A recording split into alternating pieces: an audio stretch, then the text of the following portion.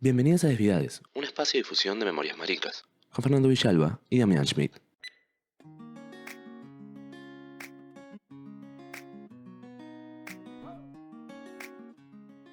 Buenos días, buenas tardes y buenas noches. Bienvenidos a este nuevo episodio de Desviades, en el cual les presentamos una nueva invitación a poder conocer las características de la ESI y también de la sexualidad y los géneros en la República Argentina, en la región y en el mundo. En esta ocasión tenemos el privilegio de contar con una invitada de lujo, la cual nos va a estar comentando algunas cuestiones para seguir profundizando en estos episodios especiales que tuvimos sobre educación sexual integral. Hola Fer, hola Mauro, ¿cómo andan? Hola, ¿todo bien, chicos?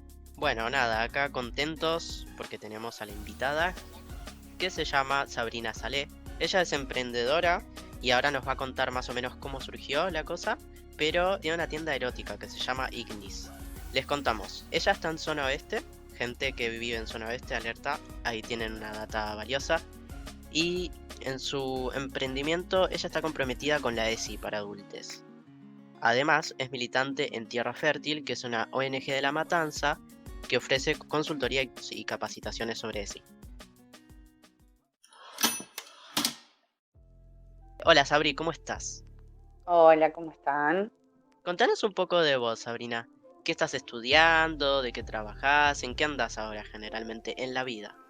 En la vida en sí misma, trabajo de administrativa estatal. Estoy estudiando para psicóloga social, me recibo a fin de año de acompañante terapéutica. Por otro lado también, milito en Tierra Fértil, más o menos 17 años. Estoy también en una cooperativa teatral, actúo ahí, canto también. Y estoy con Ignis, claramente, con este nuevo emprendimiento. Más o menos ese sería un resumen. Es muy interesante lo que nos contás, Sabri, y yo estaba pensando, ¿no? Antes de hacer la entrevista, dos cosas que me venían a la cabeza. Primero, antes que nada, preguntarte cuáles son tus pronombres, por un lado, y por otro, ¿cómo es esto? ¿Cómo vehiculizás esta idea de la ESI para adultos? ¿No? Porque yo le estaba contando a la audiencia la semana pasada, yo soy profe de secundario, y justamente les estaba contando cómo era mi experiencia en las diferentes materias, en las jornadas, y la verdad que en general se suele entender la ESI o se suele enseñar en el contexto de la infancia o la adolescencia. Por eso me pareció como súper revelador y súper interesante una propuesta en la cual se habla de ESI para adultos, ¿no? Me gustaría que nos contaras un poco sobre estas dos cuestiones. Lo puse como una cuestión así de ESI para adultos, como para más o menos guiar para qué lado íbamos. Creo que también, yo más allá de que no fui profe, tuvimos la oportunidad de dar muchos talleres en secundarias y un montón de cosas. Y al hacer esto hace muchísimos años también tuve el privilegio, por decirlo de alguna manera, que sí me siento una privilegiada, de haber notado el avance, ¿no? En lo que era en su momento y lo que por ahí es hoy el tema de la ESI, más allá de que todos sabemos que la ESI no se aplica como se debería aplicar. Sin embargo, creo que los adolescentes muestran una gran apertura a esta cuestión, no así los adultos. Creo que tiene mucho que ver también con el tema del prejuicio. Y el tema de ESI para adultos fue justamente por estas cuestiones del prejuicio, donde yo tuve la oportunidad, a partir de diferentes cosas, de oportunidades, de hablar con diferentes personas desde hace mucho tiempo sobre la temática. Y creo que fue eso también un poco lo que me impulsó con Ignis, que había mucho prejuicio, había mucho desconocimiento, había mucha falta de información, la hay todavía. Y creo que la democratización de la información es lo más importante para lo que se trata de sexualidad con respecto a los adultos. Me parece que no tuvimos todos la suerte de acceder a esa información a tiempo, lo que hace que después esa deconstrucción, más allá de que sea posible, sea más difícil y que nada, hay que estar dispuesto, ¿no? a abrirse, a recuperar información, a conectarse con UNE, como que hay un montón de cuestiones sociales, culturales, ¿no? de la coyuntura que hacen que sea complejo poder conectarse con esos temas sin que sea algo como extremo tabú, ¿no? Porque pasamos, o si no, de una cuestión de salud sexual reproductiva a una cuestión donde todo es exceso, que no está mal, pero digo, a veces las personas no se centran así, digo, lo llevo, por ejemplo, para el lado de Ignis con respecto a los prejuicios, ¿no? Yo tuve la oportunidad, quizás ustedes también, si quieren ahora de paso también me cuentan cómo fueron sus experiencias en sex shop, y muchas veces lo que pasa es que pasan dos cosas, o bien te tratan como si no supieras lo que quisieras, como si fueras alguien que te trata como si fuera alguien que no entendés nada de nada, en vez de ofrecerte y contarte cuáles son las posibilidades, o te mandan a que vayas a elegir como si fueras a elegir, no sé, una leche, una manteca, y por ahí vos no tenés mucha experiencia y vas y mirás las cosas y no entendés muy bien de qué se trata, ¿no? Y como que me parece que eso también tiene que ver con esto de a los adultos no se les explica, ¿no? Como esta cuestión así adultocentrista.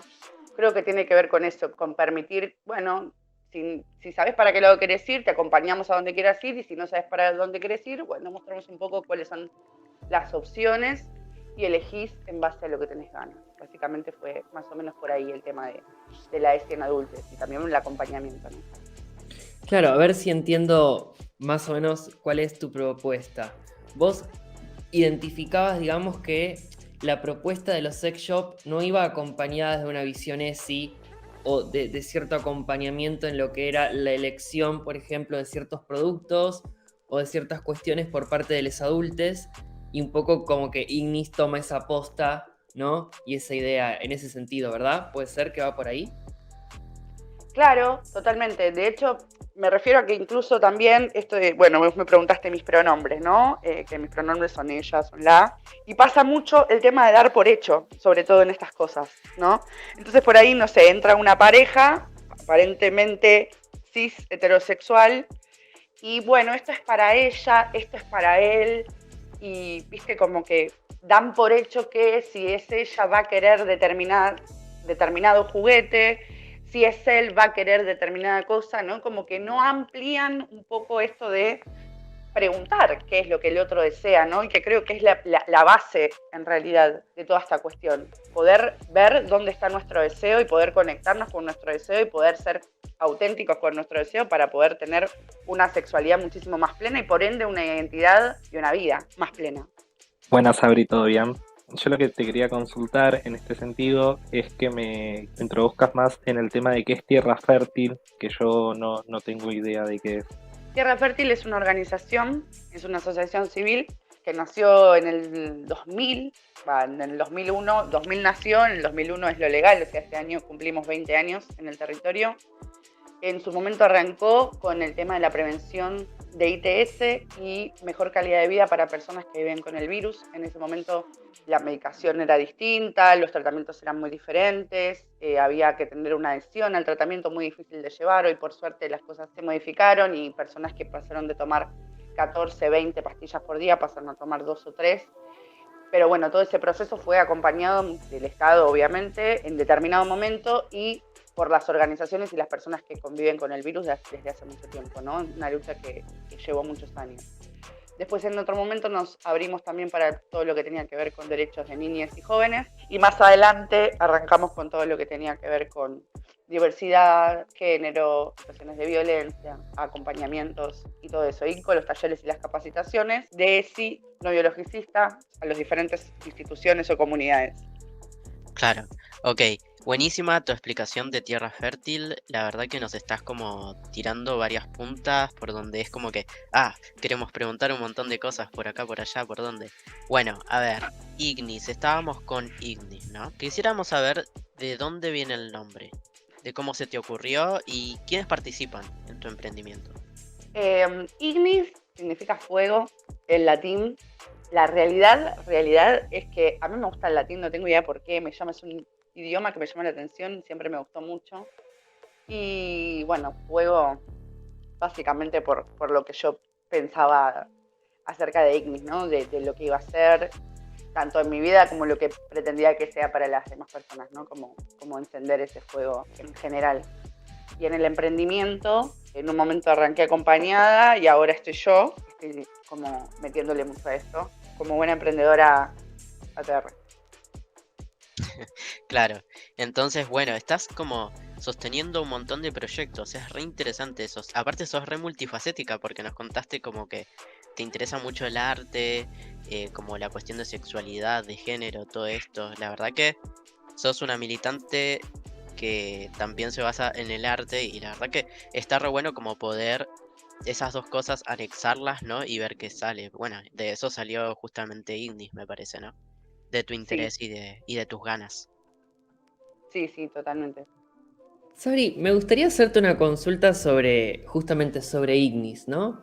Cuando, bueno, la gente se acerca para consultar, para preguntar, ¿recibís algún tipo de pregunta o de consulta referida a lo que es la ESI que te resuene, digamos, que la gente esté interesada en conocer o que la gente tenga dudas, en donde vos decís, bueno, acá es justamente donde entra Ignis y donde también, digamos, entra el sex shop, pero también entra, digamos, la consultoría ESI, entra la información, entra el conocimiento por ese lado.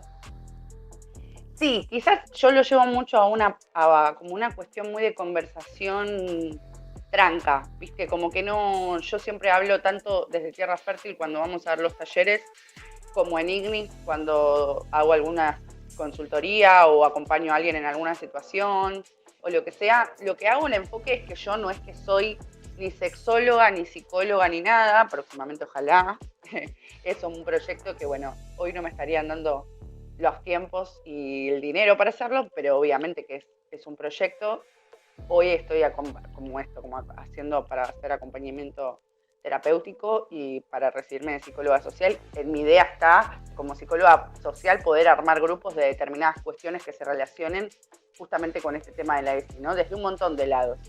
Y lo que sí me pasa es que como justamente llevo esta cuestión a un plano de conversación, ¿no? Una conversación en confianza como si estuviéramos con una amiga, con un amigo, con una amiga, y me pasó mucho de, sí, estas cuestiones de, esto es para mí, y esto, no, pero esto yo no lo puedo usar, o esto a él le va a gustar, o lo que sea, así como con respecto a lo que se debe y lo que no se debe, ¿no?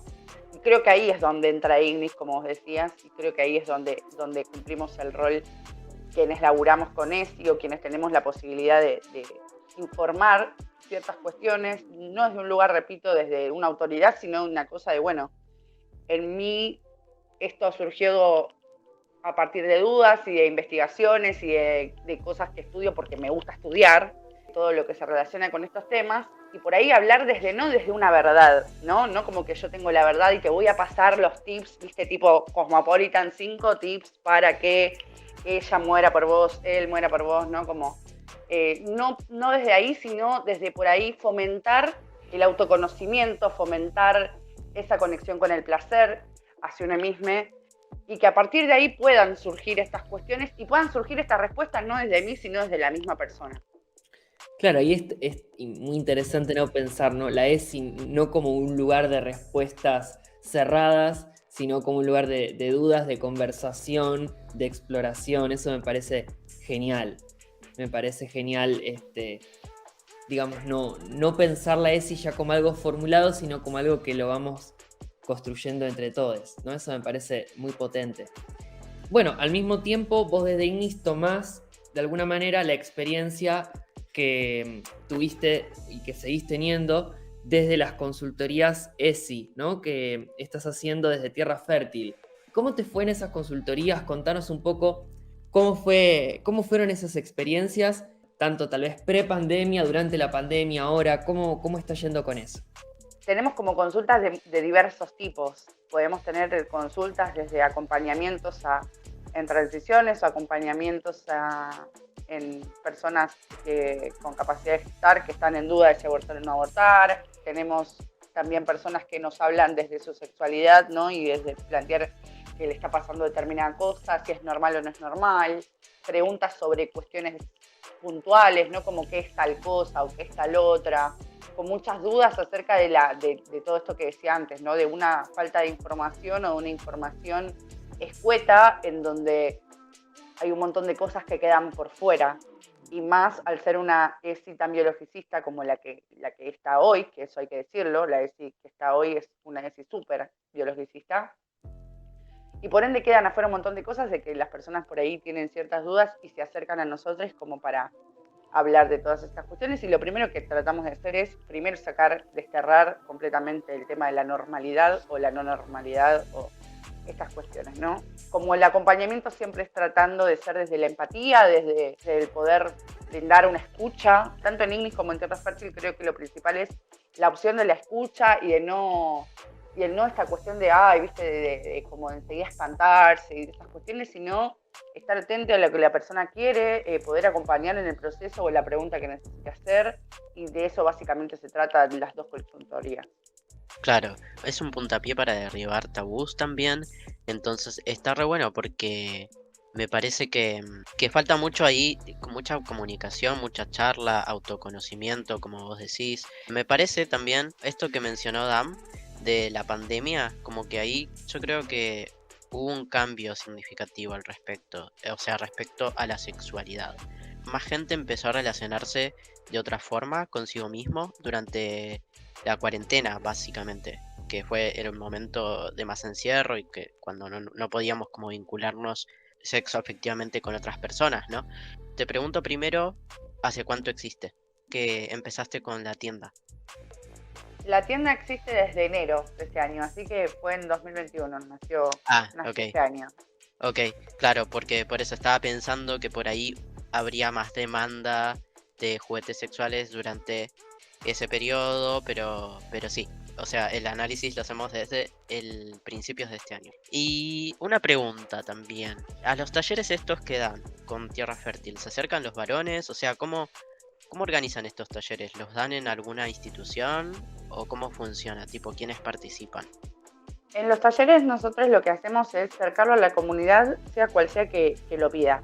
Hemos ido a comunidades educativas, hemos ido a comunidades de sanidad, hemos estado dando charlas en la escuela de enfermería, en secundarias, capacitaciones para docentes, en diferentes ámbitos. Se acercan varones, sí, porque están en los lugares a donde vamos, pero sí, básicamente está enfocada para todos y en distintos tipos de ámbitos, y lo que hacemos es por ahí ir adaptando los talleres a los diferentes tipos de edades y esas cosas. Y desde tu punto personal como mujer cis, ¿cómo crees que atraviesa la sexualidad? ¿Cómo te sentís en esta sociedad patriarcal? ¿Crees que hay una apertura de mente en estos últimos años? ¿Crees que las cosas cambiaron para las mujeres? Bueno, porque nosotros siempre tenemos el dilema de que somos dos hombres cis y un hombre trans, y es interesante conocer la perspectiva de una mujer. Sí, creo que las cosas cambiaron notablemente y de manera abrupta para las mujeres en general. Obviamente que muchas cuestiones siguen pasando, siguen sucediendo, y por eso seguimos en lucha y la lucha continúa. Pero sí, hay un cambio innegable que fue también obviamente fogoneado y es una lucha diaria nuestra, ¿no? Y como mujer cis, que soy para algunas personas pansexual, otros serían bisexual, dirían, bueno, hay como todo un debate también con esas cuestiones. Sí, me atravesó muchísimo, incluso con mi misma sexualidad en su momento, y poder llegar hoy a donde estoy o a aceptarme con todas estas cuestiones, ¿no?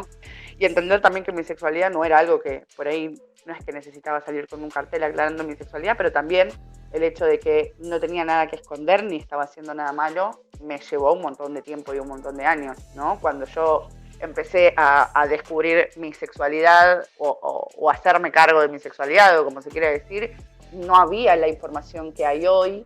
Obviamente no voy a comparar el tabú, ¿no? Como hace 20 años atrás o lo que sea, pero no dejaba de ser bastante tabú en su momento, y yo hoy me siento muchísimo más libre de lo que me podría haber sentido, no sé, hace 10, 15 años atrás, por ejemplo. Claro, en cuanto a esto que decís de sentirte como más libre respecto a tu sexualidad, claro, a mí también me atravesó más o menos de la misma forma, a todos nos atraviesa de distintas formas, ¿no?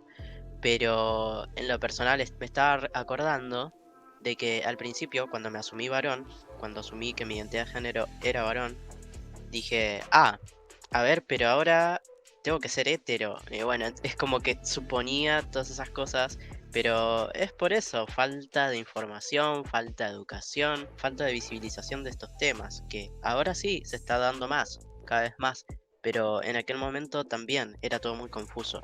Por suerte decidí hacer oídos sordos a eso y dije, no, bueno, soy varón, pero también soy trolo y ya está. Pero cada uno creo que también tuvo un recorrido parecido, como medio confuso, medio ahí a los golpes, sin saber para dónde ir, ¿no? Sí, totalmente, totalmente. Yo cuando recuerdo esas épocas, sí, fue todo un tema, porque aparte empezás a dudar de todo, ¿no? Cuando, como que este exceso de claridad también hace que uno dude mucho, cuando uno tiene esta claridad total de decir, sí, soy esto, me gusta esto, es como, pero pará, ¿no tendría entonces que ser de tal manera o de tal otra?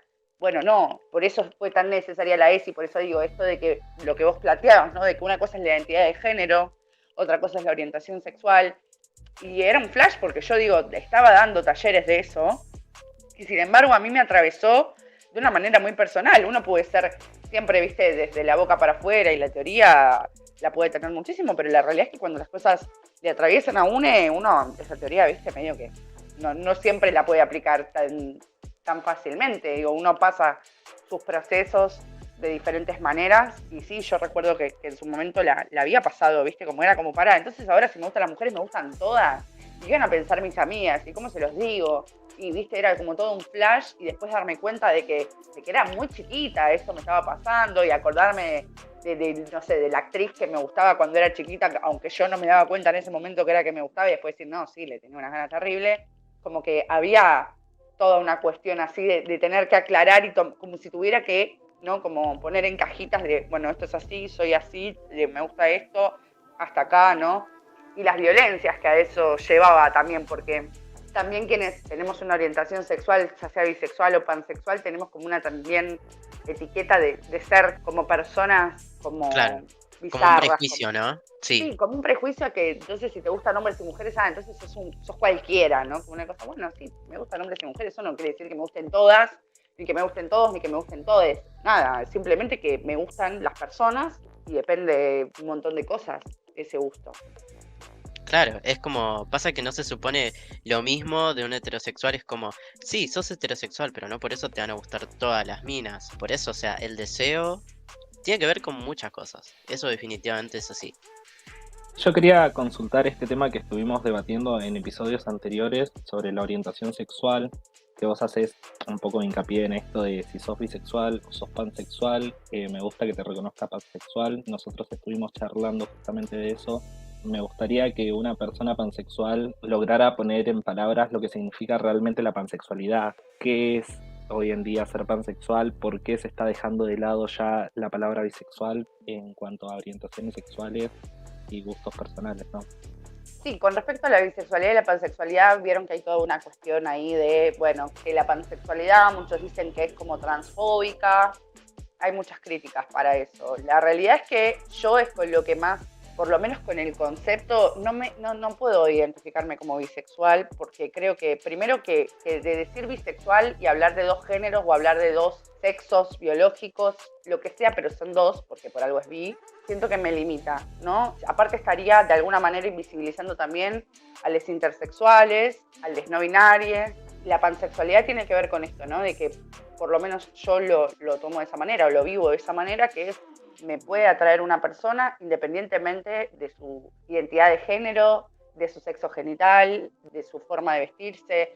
Me puede atraer una persona por un montón de otras cosas y lo que me gusta, lo que me calienta, lo que me enamora de otra persona tiene que ver con su forma de ser, de vivir y de actuar y no con cómo se identifique, no es algo que a mí me limite. Eso sería más o menos lo que yo identifico con la pansexualidad, ¿no?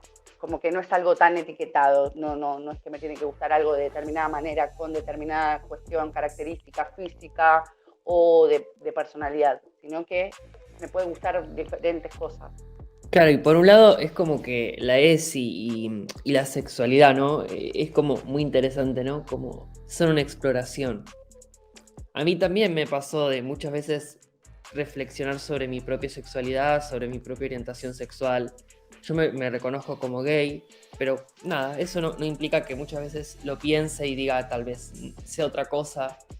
Yo creo que es muy interesante eso, dar también ese espacio para pensarse. Vos comentaste que Tierra Fértil nació como una organización que acompañaba a personas que estaban transitando VIH y quería preguntarte ¿Cómo observás vos o cómo observa Tierra Fértil la situación del VIH en la actualidad? En un contexto particular, pero al mismo tiempo esperanzador. Particular digo porque, bueno, estamos atravesando una pandemia, pero al mismo tiempo en lo que es VIH han aparecido varias novedades que son bastante promisorias, ¿no? Entonces, bueno, nada, quería saber tu opinión sobre el tema. Con respecto a esto, nuestra visión es, sí, obviamente que hubo muchísimos avances. Como decía antes, estamos hablando de que Tierra Fértil nació en el 2000, estamos en el 2021, los avances en 21 años fueron muchísimos. Sería necio no admitir que eso es así.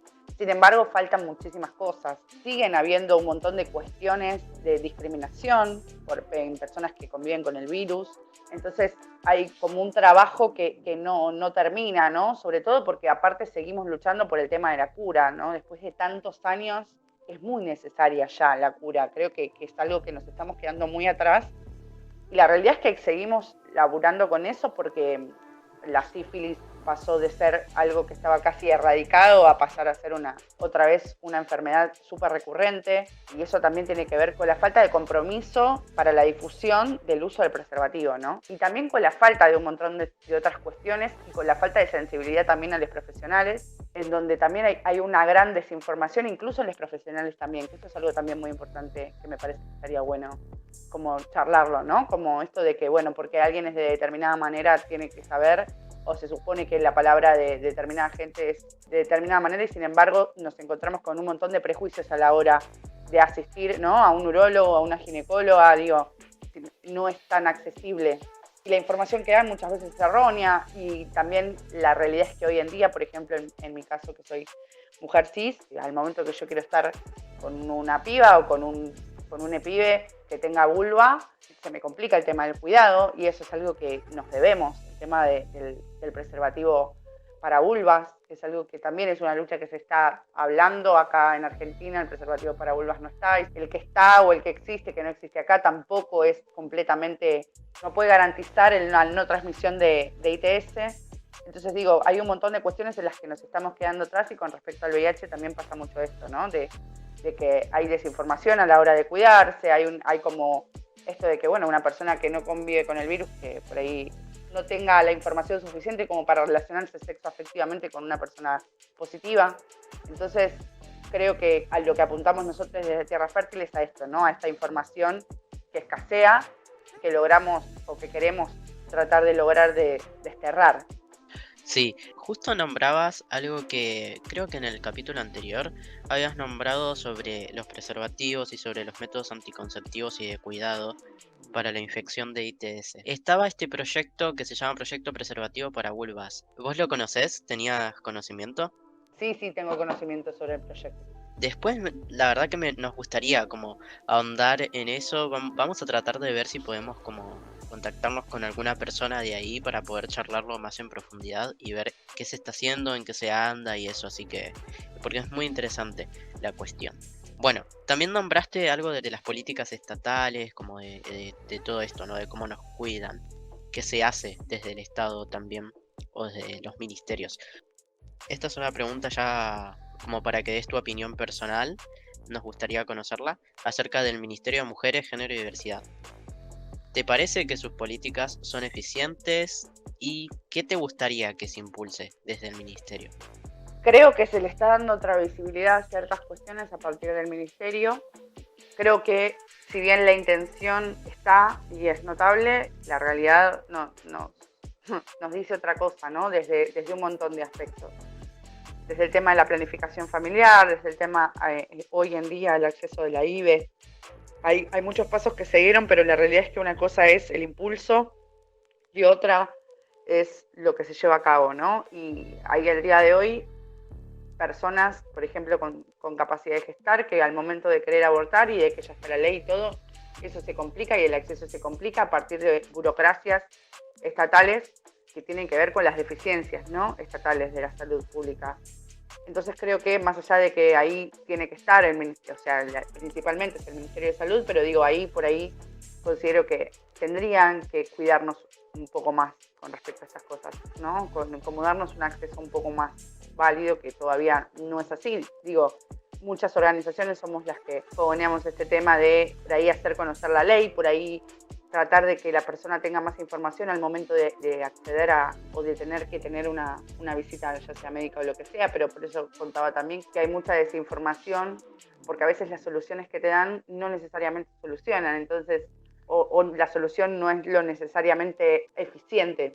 Si yo tengo que hacer una IVE y te hago hacer 2.500 estudios y las cosas se atrasan y todo eso, ya sabemos que para la IVE hay determinada cantidad de tiempo al momento de actuar, y un montón de burocracias y de cosas en que no podamos tener el acceso a eso, y en un montón de otras cosas, ¿no? Bueno, sabemos que igual hay cosas que dieron sus frutos, no sé, como en la línea 144, sí, hizo un laburo bastante fuerte durante todo el año pasado, sobre todo en la pandemia, la cantidad de llamados y todo eso. Creo que hay un laburo y hay como un impulso fuerte, y creo que faltan muchas cosas también por hacer. Sí, estamos totalmente de acuerdo. Y además eso, lo que decías, una ley no implica la implementación real ni el acceso garantizado. Que eso es algo que siempre estamos recordando y que siempre estamos como tratando de mover, ¿no? Porque si no reclamamos nosotros, no va a pasar nada. Si no hacemos ruido, tampoco se va a garantizar ese acceso o se va a facilitar. La lucha no se termina solamente en una ley aprobada, lamentablemente, pero sí, esa sí es la realidad. Bueno, desde lo personal, yo te agradezco un montón tu participación porque me parece que fue como muy rica tu intervención, tu voz. Además, hablaste como súper bien, súper como con toda la cancha, entonces es como que nos pasaste el trapo. Sabri, la verdad que fue muy hermoso tenerte acá. Muchas gracias por estar, che. Muchas gracias. Al estrés. Sí, yo también coincido que realmente fue una invitada de lujo en el programa. Como yo siempre digo, las temáticas de ESI siempre están abiertas al debate, porque lo dice la misma palabra, ¿no? Que la ESI es integral, la sexualidad nos atraviesa en toda nuestra vida, ¿no? Entonces el debate siempre queda abierto a nuevas experiencias y a nuevas alternativas. Recomendamos que sigan a Sabri en su proyecto que es @ignis.tiendasex en Instagram, y después tenemos a Tierra Fértil como @actierrafértil en Instagram. Nos manejamos con Facebook también, que en Facebook Ignis Tienda es, y Tierra Fértil es Asociación Civil Tierra Fértil, las dos páginas para poner me gusta y poder seguir. Lo que tratamos de hacer es compartir en ambas redes, porque bueno, sabemos que la llegada, sobre todo generacional, es diferente desde Instagram a la que puede llegar en Facebook, ¿no? Entonces la idea es poder abarcar una llegada para que realmente sea integral, aunque no lo sea en otros aspectos. Bien, y además les súper recomendamos que vayan a su página de Instagram, porque no solamente que van a poder ver las diferentes cuestiones que pueden conseguir en la tienda, sino que también van a ver consejos, sí, y diferentes cosas que Sabri fue subiendo a Ignis Tienda, ¿sí? Bueno, también no se olviden de seguirnos a nosotros en Desviades, ¿sí? Desviades AR en Instagram, Desviades Podcast en Twitter, y como siempre, bueno, en nuestras redes de streaming de podcast como Spotify, Apple Music, YouTube, entre otras. Hasta acá llegamos, como siempre digo, ¿no? Está abierta la puerta de Desviades, Sabri, para que puedas sumarte también cuando quieras, ¿sí? Me encanta. Muchísimas gracias. Sí, olvídate, cuando quieran. Bueno, muchísimas gracias, Sabri. Estamos muy contentos de haber podido grabar este programa. Así que bueno, nos despedimos. Nos vemos, chao. Muchísimas gracias, nos vemos. Nos estamos viendo.